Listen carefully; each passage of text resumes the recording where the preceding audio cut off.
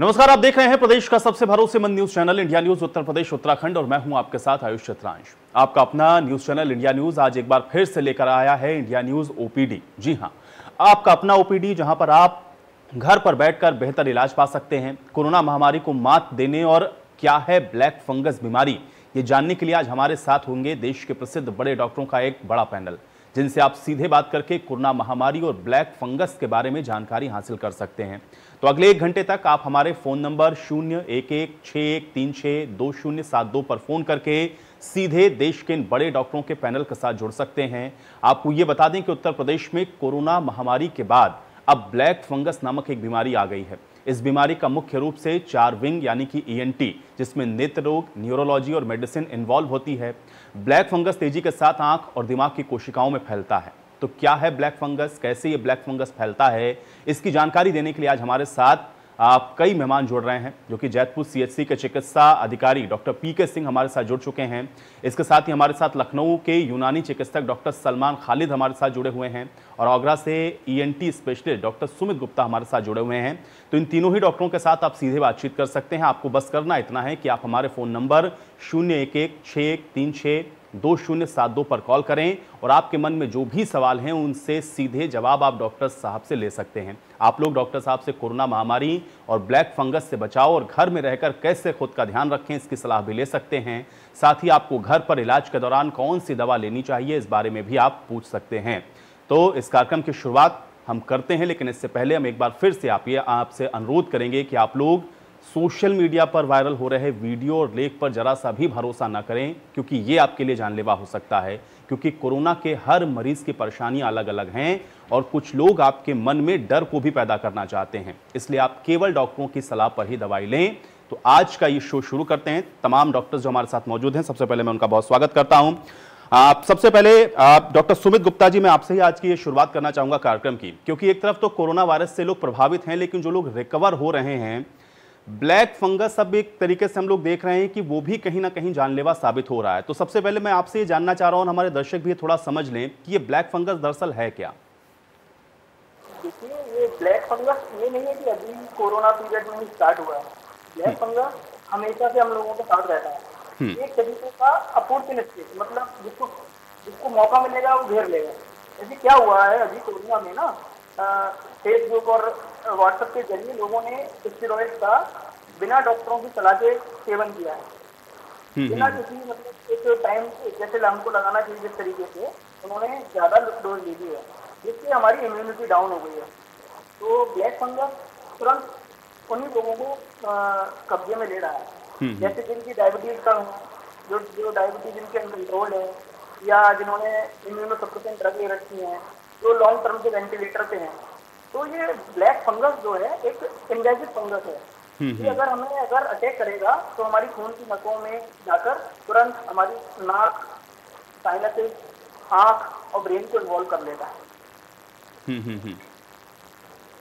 बिल्कुल, लेकिन डॉक्टर सुमित जी, एक चीज मैं और जानना चाह रहा हूं, चूंकि आपने ये बताया कि ऐसा नहीं है कि कोई ये नई तरह की बीमारी है जो सामने आ गई, ये पहले से ही इस तरह की बीमारी थी, लेकिन हाँ, अब चूंकि जो लोग रिकवर हो रहे हैं या फिर कुछ इस तरह की हम ये कह सकते हैं कि माहौल ऐसा हो रहा है कि ये ब्लैक फंगस उसमें आसानी से पनप जा रहा है।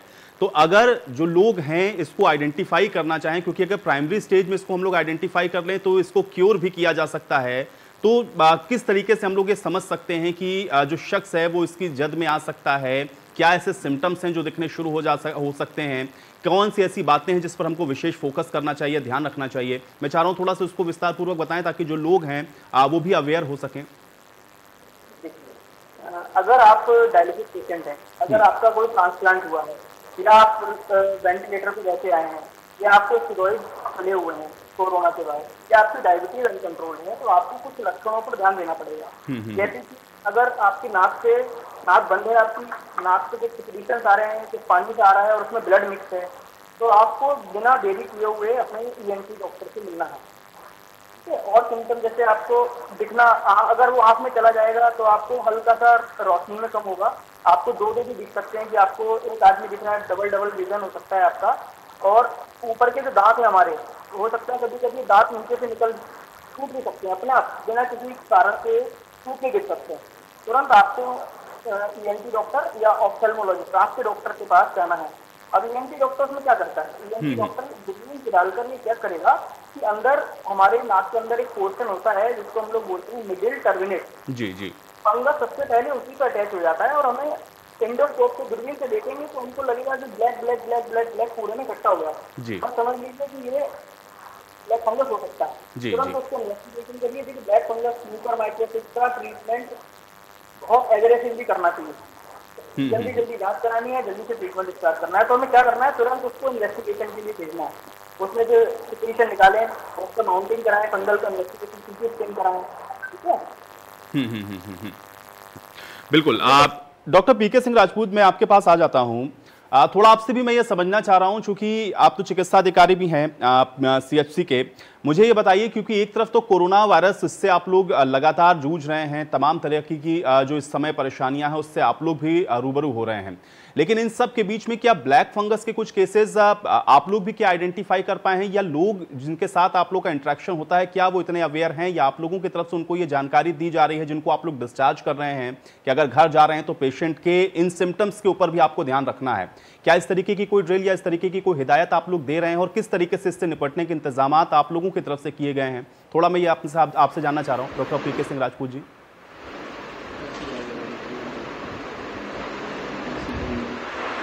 ये कोरोना जो महामारी फैली है, इसमें ब्लैक फंगस जो साथ में इस समय आया हुआ है,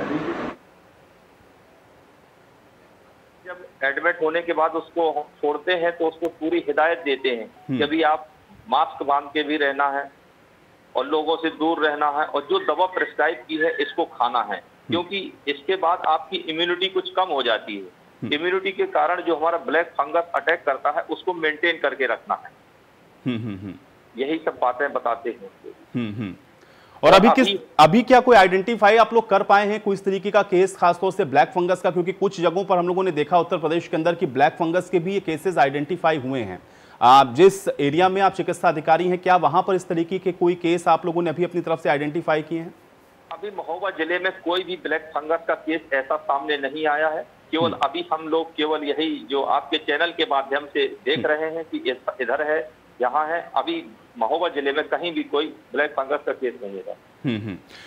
डॉक्टर सलमान खालिद जी, आपसे भी मैं ये जानना चाह रहा हूं, मुझे ये बताएं, चूंकि आप कोरोना वायरस से जो लोग इस समय लड़ रहे हैं और खासतौर से एक जब रिकवरी के मोड में चले जाते हैं या पेशेंट को जब डिस्चार्ज किया जाता है, तो एक बड़ी कॉमन सी जो प्रॉब्लम है वो लोग ये बता रहे हैं कि बहुत ज्यादा उनको थकान या बहुत ज्यादा वो अपने आप को इस तरीके का महसूस कर रहे हैं कि उनका शरीर शायद उनका साथ नहीं दे रहा, या बहुत ज्यादा थकान में वो लोग रहते हैं। यूनानी चिकित्सा पद्धति के अनुसार क्या आप बता सकते हैं कि कम से कम लोगों को जो रिकवरी के मोड में है या जो रिकवर कर चुके हैं उनको किस किस तरीके से और कौन कौन सी ऐसी विशेष बातें हैं जिनका ख्याल रखना चाहिए आगे आने वाले समय में, और अभी कितना महत्वपूर्ण है रिकवर होने के बाद किस तरीके से वो और अपना बेहतर ख्याल रख सकते हैं? थोड़ा सा मैं चाहूंगा कि इस विषय को आप बताते चलें। आयुष जी, ये जो कोविड ठीक होने के बाद पेशेंट में कमजोरी आ रही है, जाहिर है इतनी बड़ी बीमारी से रिकवर हो रहे हैं तो वीकनेस तो आएगी, और वीकनेस आने के बाद जो भी कोविड की प्रॉब्लम है उसमें जो इलाज है उसकी थ्योरी में किसी भी पैथी में, यूनानी, आयुर्वेद, होम्योपैथ या एलोपैथ में, कहीं पर किसी भी पैथी में उसके कंसेप्ट को लेकर के और उसके तरीके इलाज को लेकर के कोई अलग से कुछ भी नहीं है। सबका ट्रीटमेंट एक ही तरीके से करना है। बट इसमें यह है कि हमारी जो यूनानी थ्योरी है या यूनानी ट्रीटमेंट है या आयुर्वेद ट्रीटमेंट है, इसमें कुछ दवाएं हम लोग बताते हैं जो आप एलोपैथिक मेडिसिन, जो सारी मेडिसिन आपको दी जा रही है उसके साथ अगर आप इन दवाओं का भी इस्तेमाल कर लेंगे तो आपकी वीकनेस कम हो जाएगी, जो आपकी इम्यूनिटी कम हो गई है स्टेरॉइड वगैरह खाने की वजह से, जो कि बहुत ज़रूरी है, खाना पड़ता है, उसको खाने की वजह से आपकी इम्यूनिटी थोड़ी सी लो हो रही है, तो उसको ठीक हो जाएगी। उसके लिए ये कहा जाता है कि अगर हम लोग भाप का भपारा जो लेते हैं उसमें अर्क-ए-अजीब एक यूनानी की एक ट्रीटमेंट है जिसमें सत्त पुदीना और सत्त अजवाइन और काफूर का एक मिक्सचर होता है, लिक्विड होता है, उसको अगर 2 ड्रॉप डाल करके आप पानी में उसका भपारा लेते रहेंगे, स्टीम इनहेलेशन लेते रहेंगे, जो कि बहुत ज़रूरी है स्टीम इनहेलेशन, उससे आपकी जो री इन्फेक्शन का खतरा है या जो आपकी इम्यूनिटी है उसका खतरा है। अब तो ये भी कहा जा रहा है कि जो ब्लैक फंगस का जो खतरा है कि अगर आप भपारा लेते रहेंगे तो वो कम हो जाएगा। दूसरी बात, खाने की दवाओं में अगर डायबिटीज नहीं है, अगर शुगर नहीं है, तो उसको मरीज को डायबिटीज नहीं है, जो कि अक्सर ऐसा देखा गया है कि इस कोविड के पेशेंट में स्टेरॉइड की वजह से ब्लड शुगर लेवल बढ़ जाता है। अगर वो नहीं बढ़ा हुआ है तो आप खमीरा मरवारीद, एक यूनानी में एक मिक्सर होता है जो जो शुगर के बेस से बना हुआ होता है, खमीरा मरवारीद, वो आधा चम्मच आप खा सकते हैं। गिलोय का इस्तेमाल कर सकते हैं। आयुष काढ़ा, जिसके बारे में भारत सरकार ने बहुत ज्यादा प्रमोट किया था, आयुष काढ़ा या आयुष जेशादा, जिसमें तुलसी की पत्ती, दालचीनी और काली मिर्च और सौंठ, ये 4 चीजों का मिश्रण होता है। अगर इसका आप काढ़ा बना करके दिन में 2 बार लें, 2 बार से ज्यादा नहीं लेना है, क्योंकि इसमें बहुत सी ऐसी मेडिसिन होती हैं जो जिनका टेम्परामेंट बहुत गर्म होता है, तो उससे पेट खराब होने का खतरा रहता है। 2 से ज्यादा न लें। तो इस तरह की अगर यूनानी की दवाएं आप साथ में अपने डॉक्टर द्वारा बताए हुई ट्रीटमेंट के साथ अगर आप लेते रहेंगे तो आपको वीकनेस भी कम हो जाएगी। और इसी के साथ साथ खाने पर बहुत खास ध्यान रखना है। प्रोटीन रिच डाइट बहुत ज्यादा जरूरी है। प्रोटीन खाने में ज्यादा बढ़ाना पड़ेगा आपको। इसके साथ पानी का इस्तेमाल बहुत ज्यादा करना पड़ेगा। इन चीजों का अगर इस्तेमाल करते रहते हैं तो यकीनन हमारी वीकनेस जल्दी से जल्दी कम हो जाएगी और इम्यूनिटी भी जल्दी से जल्दी ठीक बढ़ जाएगी और रिकवर। डॉक्टर सुमित गुप्ता जी, मुझे एक चीज ये बताएं, चूंकि स्टेरॉइड्स का इस्तेमाल खासतौर से कोविड पेशेंट्स के ऊपर किया जा रहा है और जो शुगर के पेशेंट हैं उनके लिए ये बहुत ज्यादा इसलिए भी घातक हो जा रहा है क्योंकि उनकी शुगर बहुत जल्दी शूट कर रही है। क्या इस वजह से भी ब्लैक फंगस को लेकर के शुगर के वो पेशेंट जो कि कोविड से रिकवर हुए हैं उनके लिए बहुत ज्यादा अलार्मिंग सिचुएशन है या उनको बहुत ज्यादा मॉनिटर करने की जरूरत है? और लगातार अगर शुगर बढ़ा हुआ आ रहा है तो ऐसे में क्या कर सकते हैं? क्या और कुछ ऐसी विधि है या फिर कोई ऐसी सलाह है जो ली जा सकती है जिससे इसको रोका जा सके? क्योंकि बहुत सारे पेशेंट जिनसे मेरी भी बातचीत हुई है, शुगर वाले वो पेशेंट जो कि रिकवर हुए हैं, उनकी शुगर अभी भी सही नहीं हो रही है। इसको कैसे देखें और क्या उनके लिए ज्यादा अलार्मिंग सिचुएशन है ब्लैक फंगस के लिहाज से अगर हम लोग इसको देखें तो? देखिए ऐसा है, डायबिटीज में जो हमारी इम्यूनिटी कैपेसिटी वैसे डाउन होती है। तो जब हम स्टेरॉइड चलाते हैं जो जरूरी है, हमें चलाना ही पड़ेगा जान बचाने के लिए, तो हमको डायबिटीज को शुरू से ही कंट्रोल करके चलना पड़ेगा। अगर उसका डायबिटीज अनकंट्रोल्ड है तो हम शुरू से ही पेशेंट को इंसुलिन पे लेके रखते हैं। इंसुलिन पे लेंगे, डायबिटीज कंट्रोल करके चलेंगे, ब्लैक फंगस के चांसेस बहुत कम रहेंगे।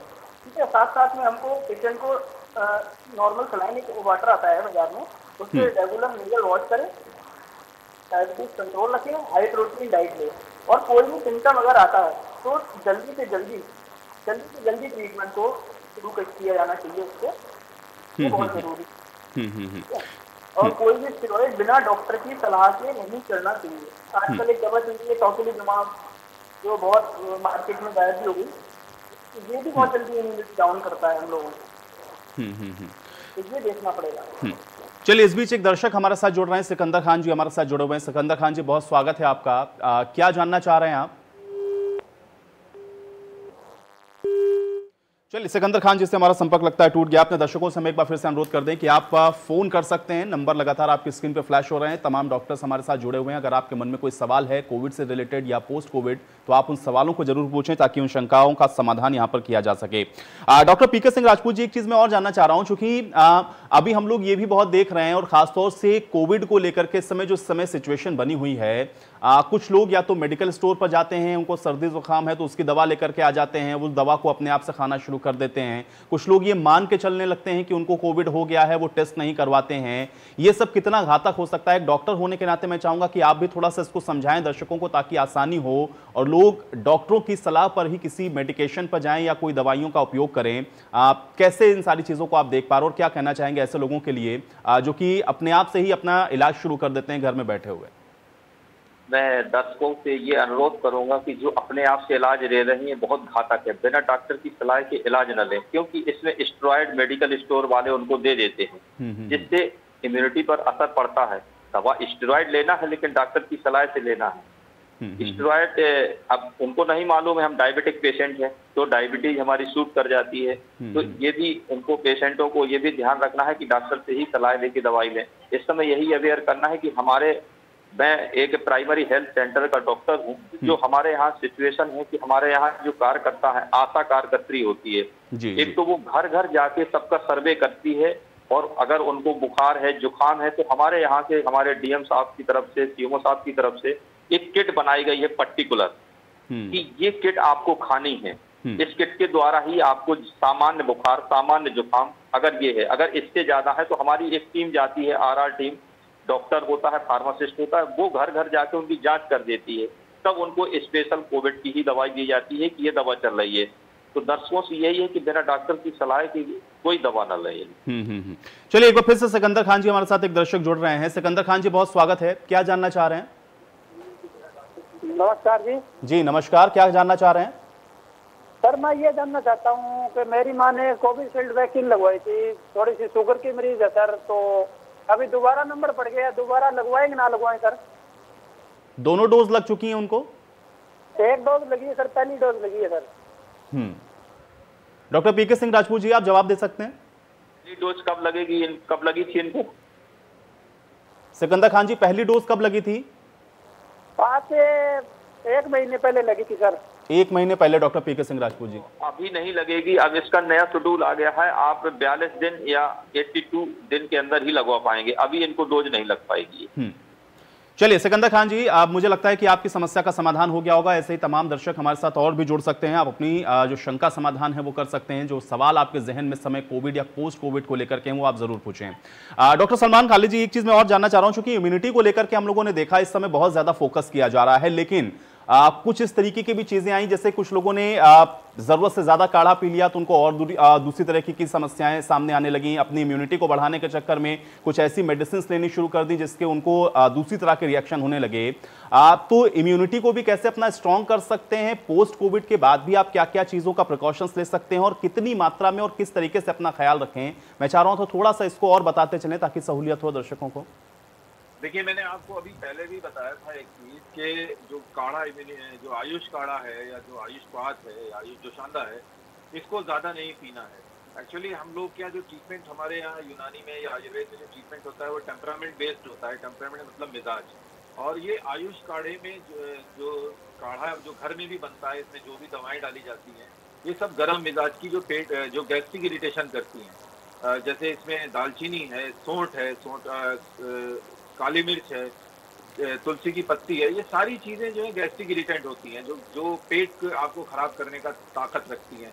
इसलिए अमूमन ये हम लोगों ने पिछले 1 साल में देखा है कि अगर किसी ने काढ़े को चाय की तरह पीना शुरू कर दिया, चाहे जैसे दिन भर आदमी 10 बार से 5 बार 6 बार चाय पीता है, तो इंसान ने कहा कि चलो चाय पी रहे हैं, अपनी इम्यूनिटी बूस्ट करना है, चाय छोड़ देते हैं और काढ़ा पीने लगते हैं। तो काढ़ा चाय की तरह नहीं पीना है, काढ़ा दवा की तरह दिन में 2 बार ही पीना है। वरना अमूमन हम लोगों ने साल भर में न जाने कितने मरीज देखे हैं जिनको या तो गैस्ट्रिक इरिटेशन होने लगा, पेन इन एब्डोमेन होने लगा, या फिर उनको पाइल्स की प्रॉब्लम हो गई। इसलिए काढ़े जैसी दवाएं जो आपके इम्यूनिटी बूस्टर हैं, वो सारी दवाएं दवा की तरह ही पीना है, दिन में 2 बार, उससे ज्यादा नहीं लेना है।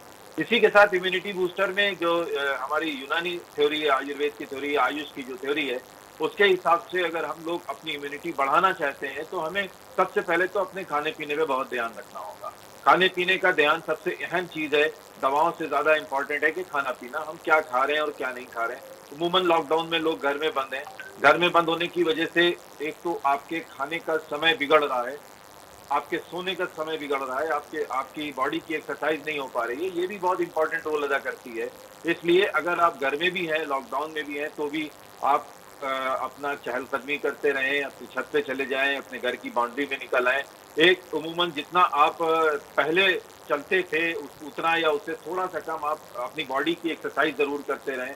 उसके साथ अपने खाने पीने में प्रोटीन रिच डाइट का बढ़ाना बहुत जरूरी है कि कितना आप प्रोटीन खा रहे हैं, उसको देखना बहुत जरूरी है। प्रोटीन किसी भी शक्ल में लें, लेकिन प्रोटीन को बढ़ाएं। हो क्या रहा है कि घर में रहते हुए फास्ट फूड या इस तरह की चीजें बना के खा रहे हैं, लेकिन सही खाने की तरफ हम ध्यान नहीं दे पा रहे हैं। तो अपने खान पान का खास ध्यान रखना पड़ेगा, अपने चाइल्ड बॉडी की एक्सरसाइज का खास ध्यान रखना पड़ेगा। उसी के साथ तो एक मेन है जो हमारी थ्योरी का एक बहुत बड़ा पार्ट है कि सोने और जागने का समय, लॉकडाउन होने के कारण, घर में रहने के कारण हमारा सोने और जागने का समय बिगड़ गया है, उसको हमें सही करना पड़ेगा। ये भी एक बहुत इंपॉर्टेंट रोल अदा करता है हमारी बॉडी, हमारी सेहत के लिए, कि हम किस समय सो रहे हैं और किस समय जग रहे हैं। अमूमन लोग रात भर जग रहे हैं, दिन में सो रहे हैं, ये चीज भी ठीक नहीं है। अपनी बॉडी को पूरे रूटीन में लाना पड़ेगा।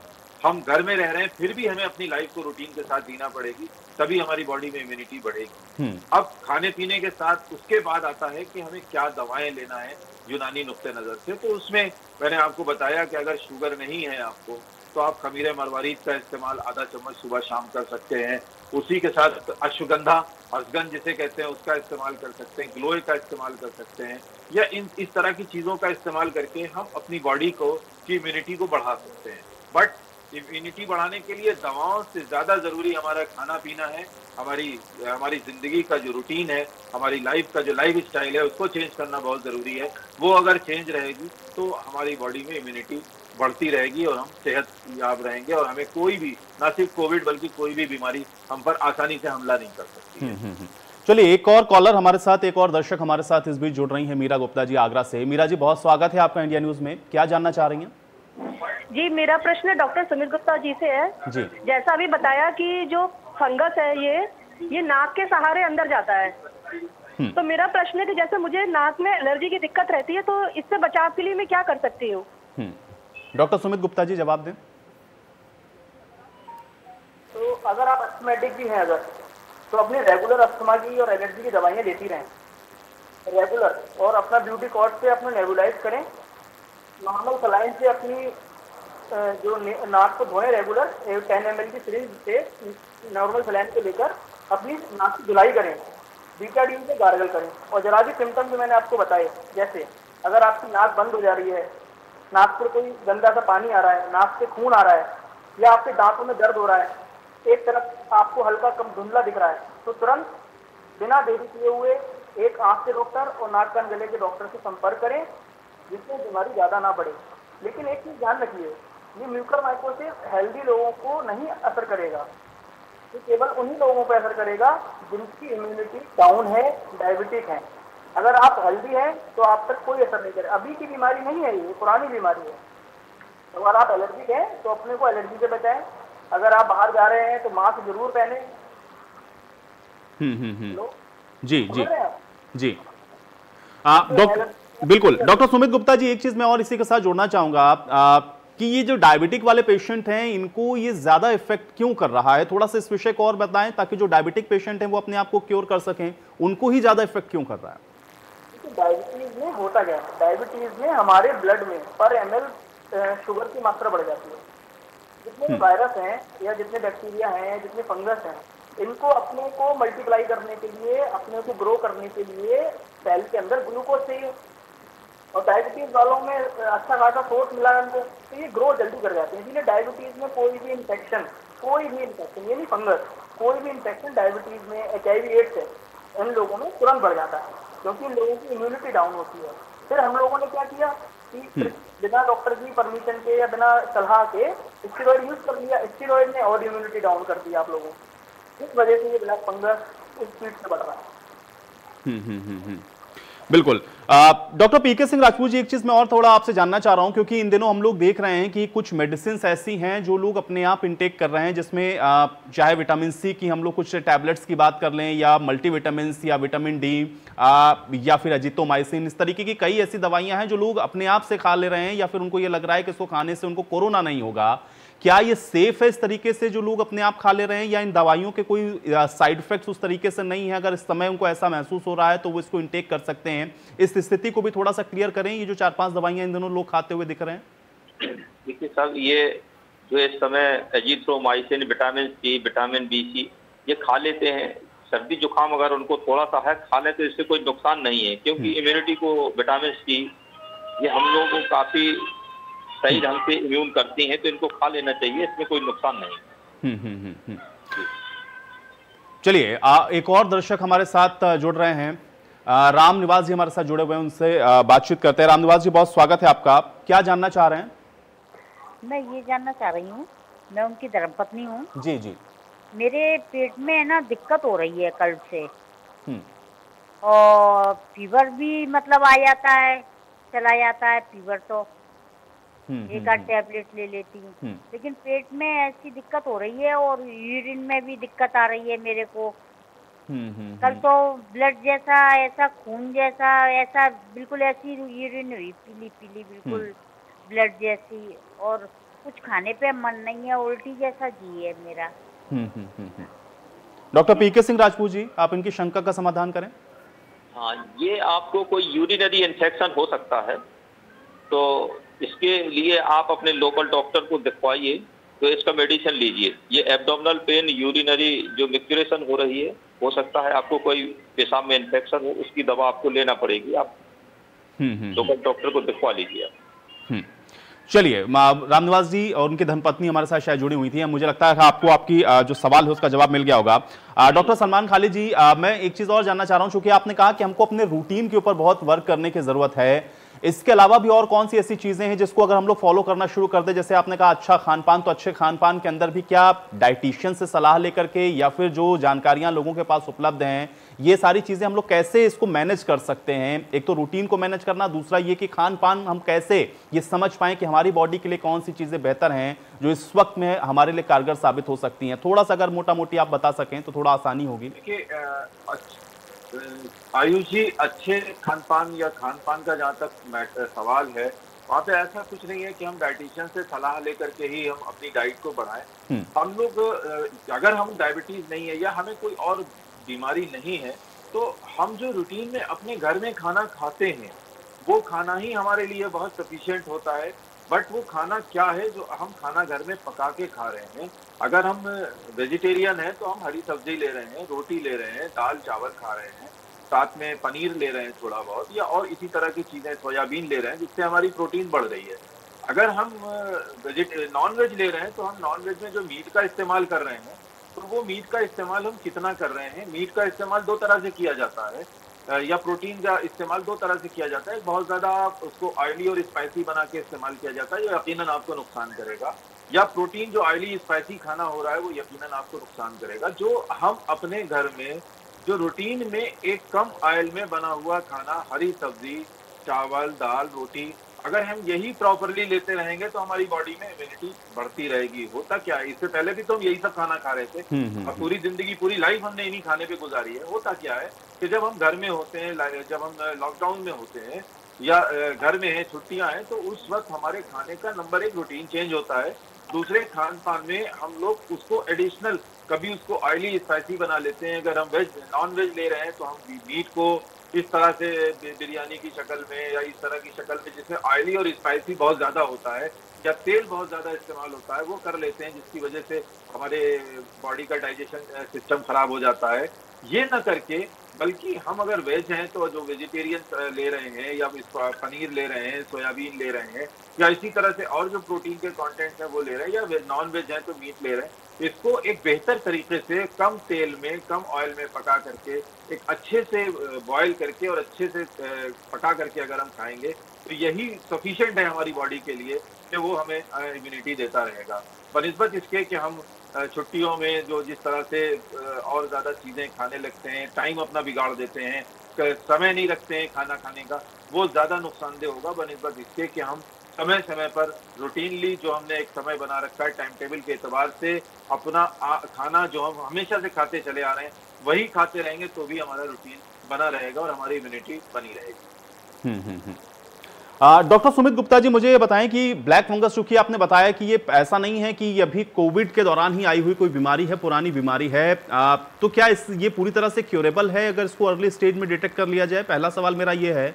और दूसरा ये कि सिर्फ आंखों के ऊपर ही ये इफेक्ट करती है या कुछ और भी चीजें ऐसी हैं जिसका अगर हमको सिम्टम्स दिखना शुरू हो जाए तो हम ये मान के चले या डॉक्टर से हमको परामर्श लेना चाहिए कि ये ब्लैक फंगस का अटैक हो सकता है? क्वेश्चन समझ नहीं लगा। हेलो जी जी सुमित जी, मैं सुन रहा हूँ।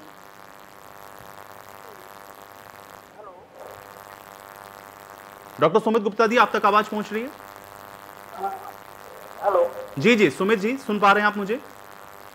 हाँ बताएं। जी जी सुमित जी, मेरा सवाल ये था कि क्या इसको अगर अर्ली स्टेज में हम लोग आइडेंटिफाई कर लें तो क्या ये पूरी तरह से क्योरेबल है, या अगर थोड़ा सा लेट भी हो जाए तो भी क्या मेडिसिन से ये क्योर हो सकता है? मेरा सवाल पहला ये था। और दूसरा ये है कि क्या सिर्फ आंखों को ही ये इफेक्ट करता है या कुछ और भी सिम्टम्स ऐसे हैं जिनको हम ये मान के चलें कि ये ब्लैक फंगस की ओर इशारा हो सकता है या उसका अटैक हो सकता है? ये ऐसा है, हेलो जी सुमित जी, मैं सुन रहा हूँ जी। ब्लैक फंगस की 4 स्टेजेस होती है। सबसे पहले ये नाक से एंट्री करता है, नोज से एंटर करता है। तब आपको कुछ सिम्टम आएंगे, जैसे कि नेजल ऑब्स्ट्रक्शन होगा, नेजल डिस्चार्ज होगा, नाक से खून आ सकता है।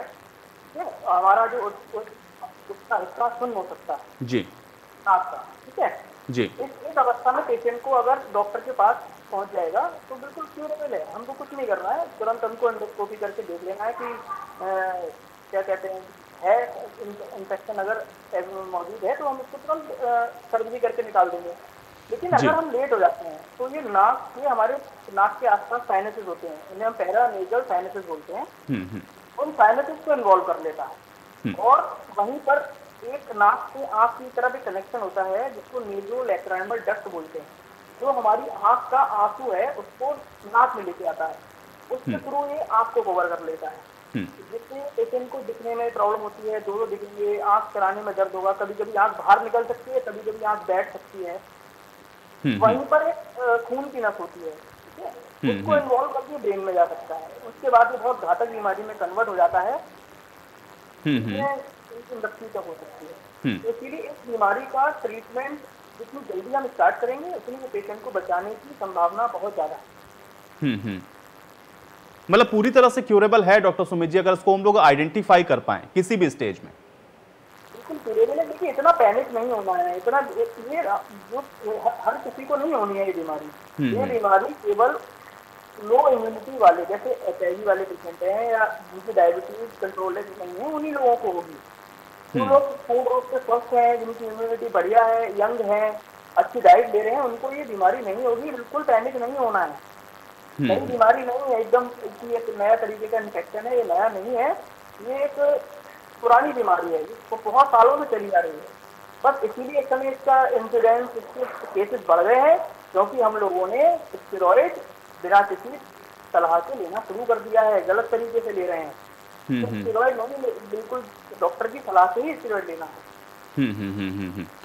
डॉक्टर पीके सिंह राजपूत जी, चूंकि स्टेरॉइड्स का बार बार यहाँ पर जिक्र हो रहा है, एक चीज मैं और जानना चाह रहा हूँ, खासतौर से वो डायबिटिक पेशेंट जिनको आपको कोविड के दौरान ये स्टेरॉइड्स देने पड़े हैं, चूंकि इसको क्योर करने के लिए इसके अलावा और कोई उपचार नहीं था, इसका असर और कितने दिन तक रहता है? क्योंकि जो लोग रिकवर कर गए हैं, जिनकी ये मेडिसिन बंद भी हो गई हैं, लेकिन उनका जो शुगर लेवल है वो अभी भी पूरी तरह से हम ये कह सकते हैं कि क्योर होता हुआ नहीं दिख रहा। क्या ये स्टेरॉइड्स की वजह से अभी आगे आने वाले समय में दिख रहा है कि ये जो शुगर का लेवल है इस तरीके से बढ़ा हुआ है, या इसके पीछे कुछ और भी कारण हो सकते हैं? आखिर ये जो शुगर के पेशेंट्स हैं, ये जो स्टेरॉइड्स उन लोगों ने लिए हैं, इसका इंपैक्ट उनको और कितने समय तक रहेगा और किस तरीके से वो अपने आप को क्योर कर सकते हैं? थोड़ा सा अगर इस विषय को आप बता पाएं। स्टेरॉइड का रोल जो रेज किया है डायबिटीज, स्टेरॉइड का रोल तो बहुत है इसमें। अब इनको 15-20 दिन इस चीज के उसमें रहना पड़ेगा। स्टेरॉइड का जो इफेक्ट पड़ा है 15-20 दिन तक अंतर पड़ेगा इनको, धीरे धीरे अपनी डायबिटीज ये कंट्रोल हो जाएगी इनकी। इसमें डॉक्टर पीके सिंह राजपूत जी को विशेष कुछ ख्याल रखने की जरूरत है, जैसे रेगुलर मॉनिटरिंग इसकी अगर हम कर रहे हैं और ये लेवल बहुत ज्यादा अगर दिख रहा है तो ऐसे समय में क्या किया जा सकता है? क्योंकि कुछ पेशेंट्स ऐसे भी मेरे जानने वाले हैं जो इस समय बहुत परेशान है कि उनका शुगर मेंटेन नहीं हो पा रहा है, तो ऐसे में वो क्या कर सकते हैं? शुगर मेंटेन करने के लिए तो फिर इसको स्पेशलिस्ट डायबिटीज को दिखवाना पड़ेगा इनको। चलिए डॉक्टर सलमान खालिद जी, एक चीज मैं और थोड़ा सा इसमें और जोड़ना चाहूंगा, आपसे ये जानना चाह रहा हूं, चूंकि इम्यूनिटी के ऊपर फोकस है, आपने ये भी बताया कि बैलेंस डाइट, इसके अलावा हमको अपना जो दैनिक दिनचर्या उसके अंदर भी बहुत सारी चीजों का ऐसा है जो रूटीन में लाने की जरूरत है, लेकिन स्पेशली खासतौर से चूंकि यहाँ पर ब्लैक फंगस का भी हम लोग जिक्र कर रहे हैं, लो इम्यूनिटी वाले जो लोग हैं वो विशेष तौर पर क्या कर सकते हैं? क्योंकि नॉर्मल लोग तो नॉर्मल लाइफ में जाने के लिए वो तमाम डाइट्स या उन सारी चीजों को फॉलो कर सकते हैं, लेकिन जैसे जो शुगर के पेशेंट हैं या जो बीपी के पेशेंट हैं या जिनको हार्ट से रिलेटेड कुछ डिजीज हैं, उनके लिए इस समय विशेष तौर पर क्या किया जा सकता है और कैसे वो भी अपने आप को स्ट्रांग और मजबूत बना सकते हैं? इसके लिए कुछ विशेष बात अगर आप बता सकें। तो शुगर के पेशेंट हैं, जो डायबिटीज के पेशेंट हैं, हाइपरटेंशन के पेशेंट हैं, इनके लिए ये हम यूनानी थ्योरी से ये एडवाइस है कि आप जो भी दवाएं आप खा रहे हैं उन दवाओं के साथ आप अपनी ग़िज़ा में, अपने खाने पीने में थोड़ा सा चेंज कर लें। आपको भी प्रोटीन की, अगर आपको किडनी का कोई प्रॉब्लम नहीं है या डायबिटिक नेफ्रोपैथी नहीं हो रखी है, तो आप अपनी खाने पीने में अपने प्रोटीन डाइट को बढ़ा दें, प्रोटीन का इस्तेमाल थोड़ा सा ज़्यादा कर लें। इसी तरह से यूनानी में जो हम लोगों के खाने का जो मसाले होते हैं, और उसमें अगर काली मिर्च का इस्तेमाल थोड़ा ज़्यादा कर लेंगे, थोड़ा सा काली मिर्च हर खाने में मिला करके खाएं, तो उससे आपके, या अजवाइन का इस्तेमाल थोड़ा सा ज़्यादा कर लें तो उससे इम्यूनिटी बढ़ जाती है। अजवाइन का इस्तेमाल ऐसा नहीं है कि अजवाइन दिन भर फाँकना है, बल्कि अपना हर खाना, जो भी खाना आप बना रहे हैं, जो भी खाना आप खाने जा रहे हैं, उसमें थोड़ा सा अजवाइन का 1 चुटकी 2 चुटकी का इस्तेमाल कर लें, काली मिर्च का इस्तेमाल कर लें। इसी तरह से जो काढ़ा बताया गया है, उस काढ़े के साथ साथ गिलोय एक चीज़ होती है, बहुत आम तरीके से सारी दवाओं की दुकानों पर मिलती है, गिलोय और अश्वगंधा, इसका इस्तेमाल आप कर लें।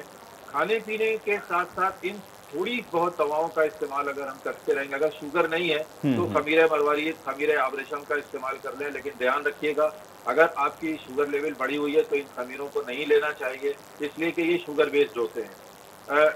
शुगर बेस्ड होने के कारण इसको आप शुगर के मरीज तो नहीं ले सकते, लेकिन हाइपरटेंशन के या कार्डियक के जो पेशेंट हैं या आम जो पेशेंट है जिनकी इम्यूनिटी कम हो गई है या जो कोविड से रिकवर हो रहे हैं वो ले सकते हैं। बट अगर शुगर का मर्ज है तो कतई खमीरा वगैरह जैसी चीज़ों को लेने की ज़रूरत नहीं है।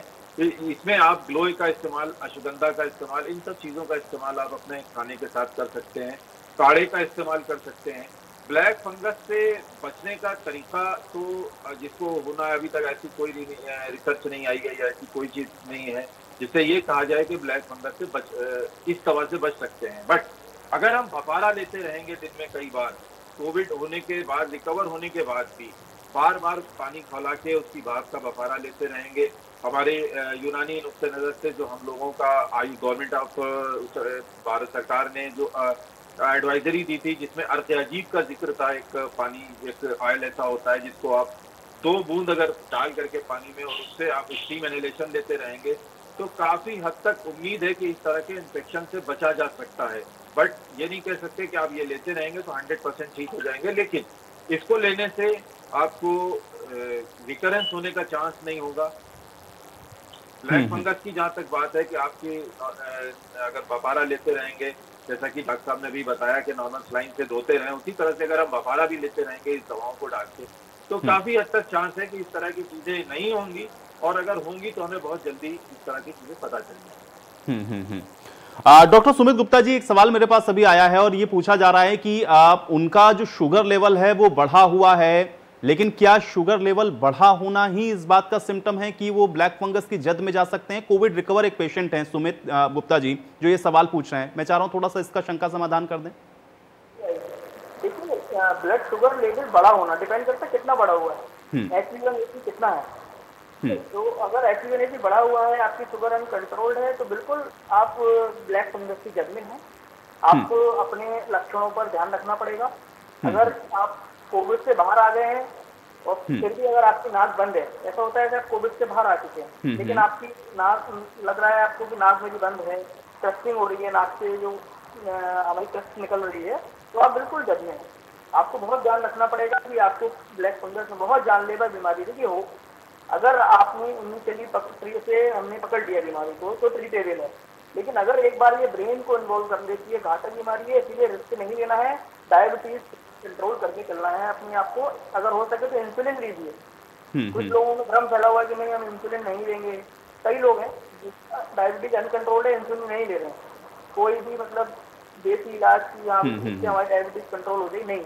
इस समय ये कोरोना पीरियड है, इस पूरे पीरियड में हमको डायबिटीज कंट्रोल कर ही रखना पड़ेगा।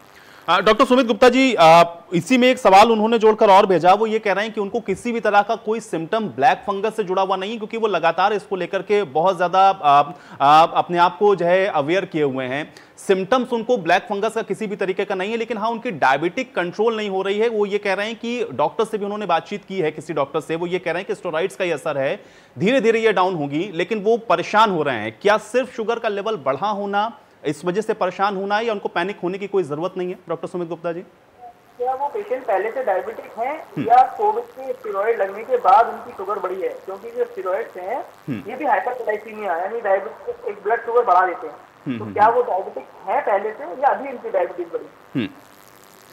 सुमित जी, वो कह रहे हैं कि डायबिटिक पेशेंट हैं, वो पहले से ही हैं, लंबे समय से डायबिटिक के पेशेंट हैं। अगर वो लंबे समय से डायबिटिक पेशेंट हैं तो उनको अपनी डायबिटीज को कंट्रोल रखना पड़ेगा। अभी नहीं है, अभी उनको नहीं सिम्टम आ रहे हैं तो अपने सिम्टम को भी गौर करके रखना पड़ेगा। हेलो जी जी सुमित जी, मैं सुन पा रहा हूँ।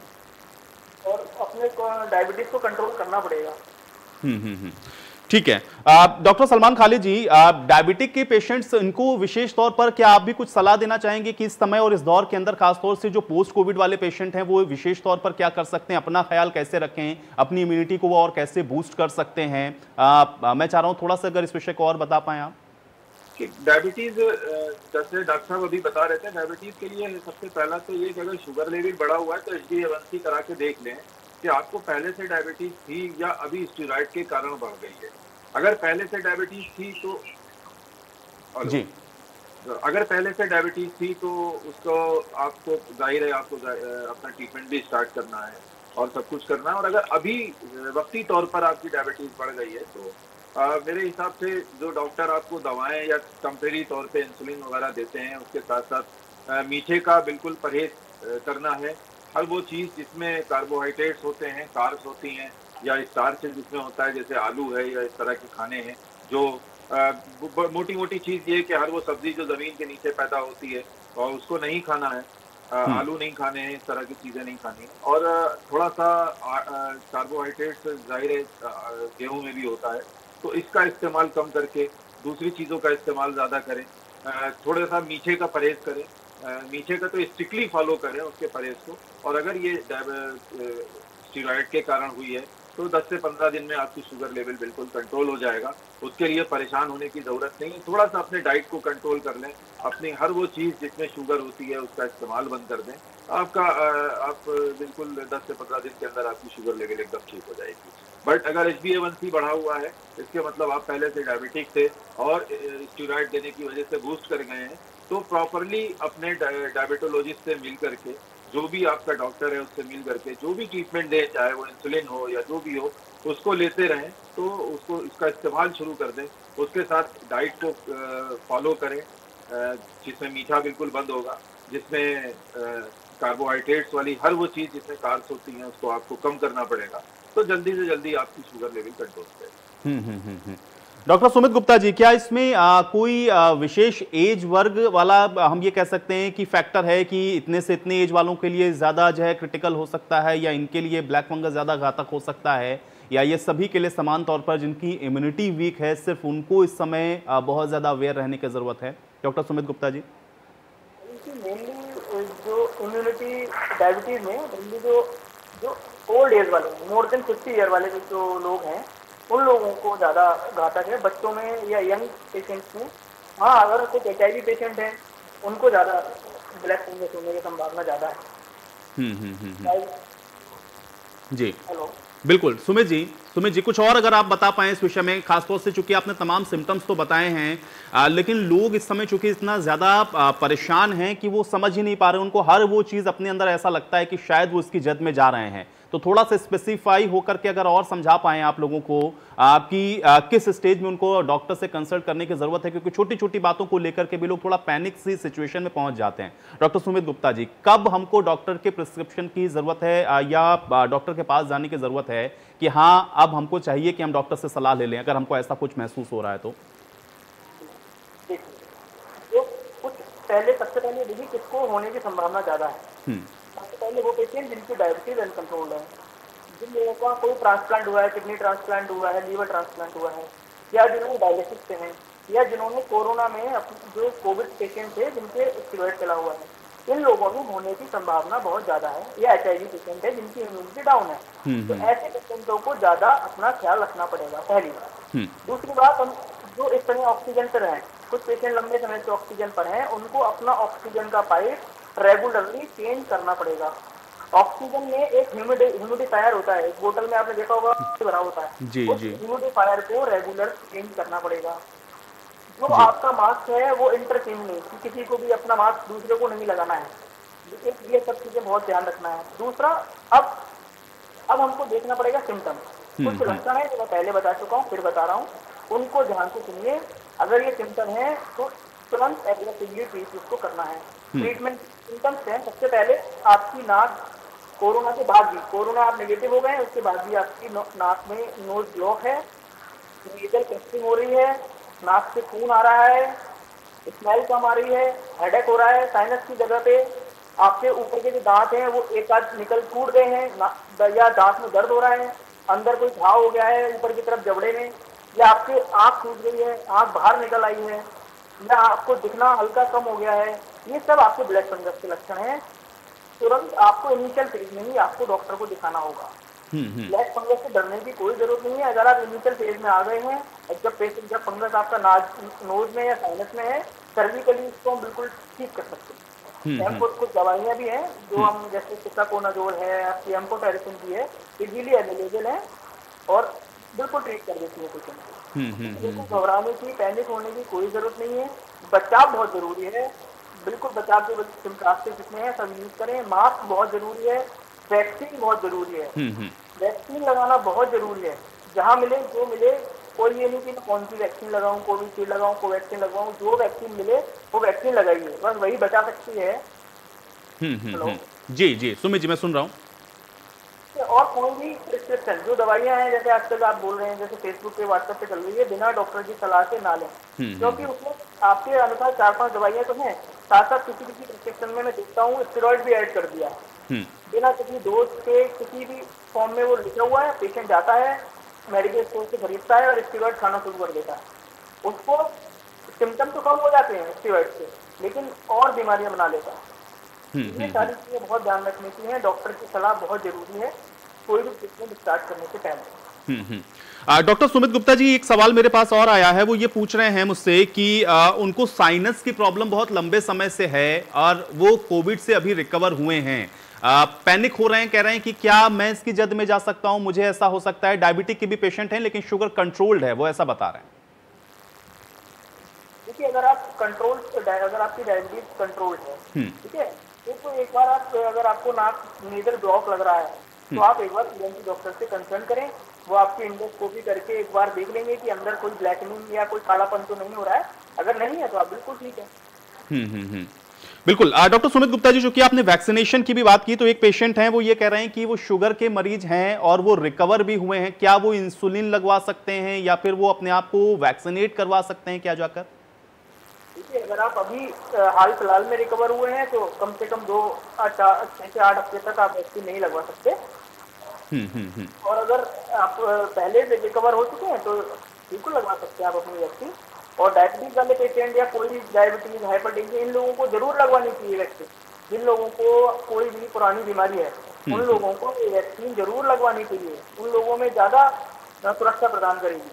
अदरवाइज उन लोगों को कोरोना से पकड़ने के चांसेस बहुत ज्यादा हैं अगर ये लोग वैक्सीन नहीं लगवाएंगे। डॉक्टर सलमान खालिद जी, एक सवाल आपके लिए भी आया, एक दर्शक ही आपसे जानना चाह रहे हैं, कह रहे हैं कि मुझे गैस की प्रॉब्लम है और पेट से संबंधित उनको कई तरह की दिक्कतें पहले रही हैं। वो ये कह रहे हैं कि क्या इम्यूनिटी बढ़ाने के लिए वो किसी काढ़े का, या जिस काढ़े का भी आप जिक्र कर रहे थे, क्या उस काढ़े का वो इस्तेमाल कर सकते हैं? उनको गैस की शायद प्रॉब्लम है, ऐसा उन्होंने पूछा है।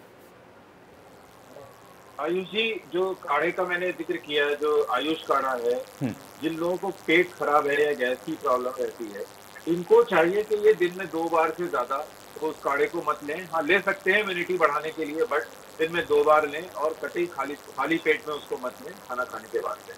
हाँ, अगर इनको गैस की प्रॉब्लम है तो गैस की प्रॉब्लम के लिए जाहिर है आजकल चूंकि सब घर में है तो मैं घरेलू नुस्खा एक बता देता हूँ। एक घरेलू जो दवाएं जो आपके किचन में रहती हैं उसको मैं बता देता हूँ। थोड़ी सी आप सौंफ ले लें, अजवाइन ले लें, सौंफ, अजवाइन, काला नमक, सौंठ, जीरा, ये 5 चीजें ले लें। फिर से ध्यान कर लें, सौंठ ले लें, थोड़ी सी अजवाइन ले लें, काला नमक ले लें, जीरा ले लें और सौंफ ले लें। इन 5 चीजों को आप बराबर के वेट लेकर के, थोड़ा थोड़ा सा बराबर वेट लेकर के पीस लें और 1 चम्मच सुबह और शाम अगर आप खाने के साथ खाते रहते हैं तो आपकी ये गैस की प्रॉब्लम सॉल्व हो जाएगी। और ये घरेलू नुस्खा है, आपके किचन में दवाएं मौजूद रहती हैं, इसको खा के देखिए, आपको बहुत फायदा होगा। सलमान जी, एक सवाल और आपके लिए आया है, एक दर्शक हैं, वो आपसे ये जानना चाह रहे हैं कि क्या कोई ऐसा कोई काढ़ा है या ऐसी कोई दवा है जो आप बता सकते हैं जिससे उनको ताकत दोबारा से वापस आ जाए, क्योंकि कह रहे हैं कि वो बहुत ज्यादा थका हुआ और कमजोर महसूस कर रहे हैं अपने आप को। अश्वगंधा और गिलोय का इस्तेमाल करें, जो पंसारी की दुकान पे मिल जाएगा। अश्वगंधा, गिलोय, इन 2 चीजों का इस्तेमाल करें, आपको ताकत फिर से आ जाएगी। अगर शुगर नहीं बढ़ी हुई है तो थोड़ा सा शहद का इस्तेमाल भी कर सकते हैं। अगर शुगर नहीं बढ़ी है, ध्यान रखिएगा, अगर शुगर लेवल कंट्रोल है तो आप शहद का इस्तेमाल कर सकते हैं, अश्वगंधे का इस्तेमाल करें। खाने में आप अगर वेजिटेरियन ले रहे हैं, नॉन वेज लेते हैं तो अंडे का इस्तेमाल कर सकते हैं, वेजिटेरियन है तो पनीर का इस्तेमाल करें, आपकी ताकत बहुत जल्दी वापस आ जाएगी।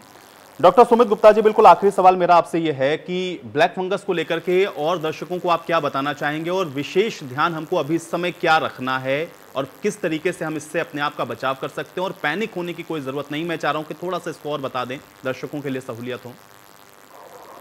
देखिए, अगर शुरुआत करते हैं हम लोग कोरोना से ना, जैसे मान लीजिए आपको पहले दिन कोई सिम्टम आता है तो लोगों को ये नहीं सोचना चाहिए कि नॉर्मल फीवर है। मैं चाह रहा हूँ पैंडेमिक है, आप शुरू से ही इसको अपने आप को कोविड मान के चले कि हाँ ये कोविड हो सकता है। तो जो कुछ प्रोटोकॉल्स हैं डॉक्टर्स के द्वारा, उस ट्रीटमेंट को लेना स्टार्ट करें, अपनी इनिशियल जांच कराएं, जो भी सीटी आती है। सीटी स्कैन ज़्यादा नहीं कराना है, इससे रिस्क ज़्यादा है, ज़्यादा एक्सपोजर से कैंसर होने की संभावना बहुत ज़्यादा है।